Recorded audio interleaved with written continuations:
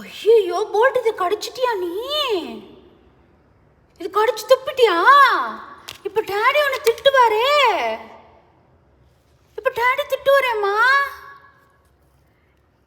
இப்ப டாடி திட்டுவாரே. எதுக்கு இதை பண்ண? எதுக்கு இது கடிச்சா?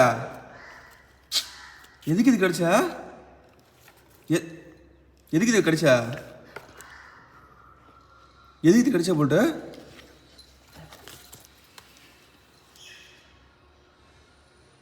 வர வர அறந்தவளாகிட்டு இருக்க நீ.